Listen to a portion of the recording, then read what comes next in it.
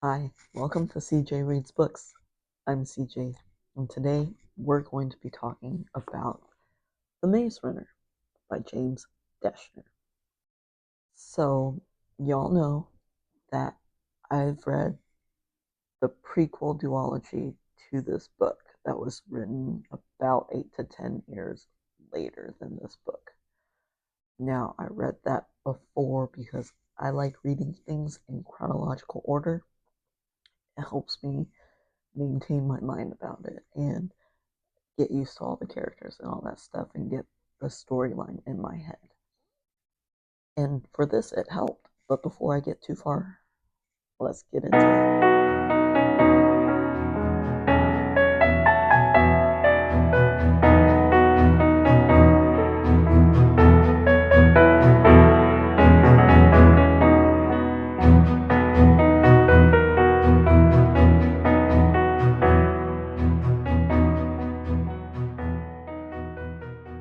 Let's start off by saying I enjoyed The Fever Code, which is the book before this one, a lot more than I enjoyed The Maze Runner.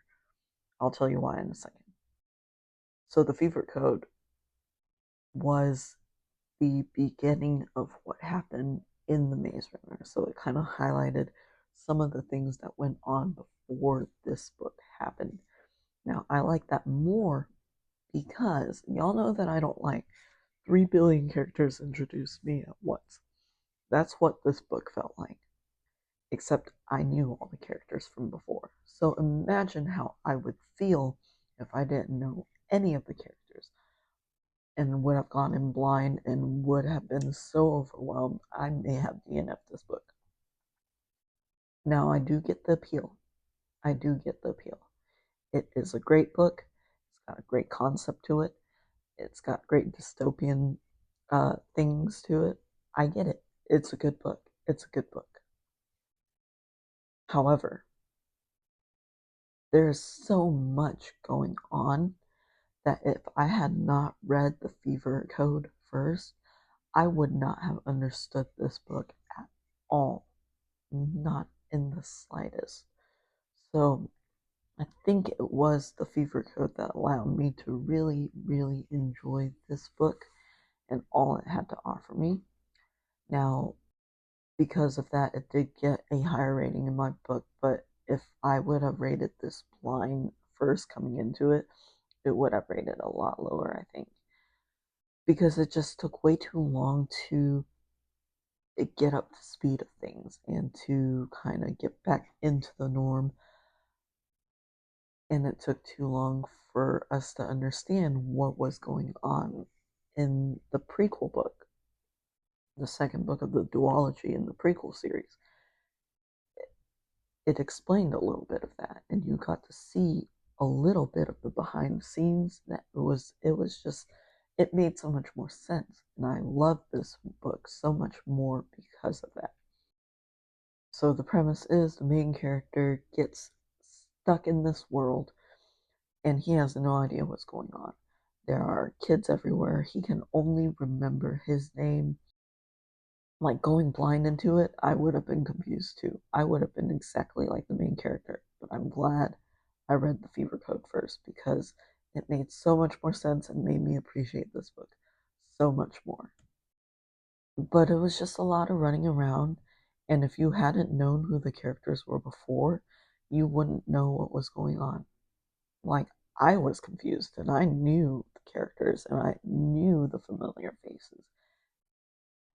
And they were amazing, and they still are amazing to me, all the characters. This book ended up getting a 3 out of 5 stars for me, just because it, it was a good premise. I probably would not have enjoyed it if I had not read the novels in the order that I read them.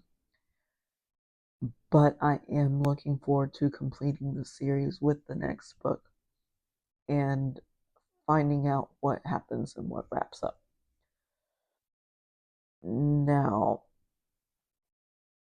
am I a little tired of the storyline? Yeah, definitely. Definitely, yes.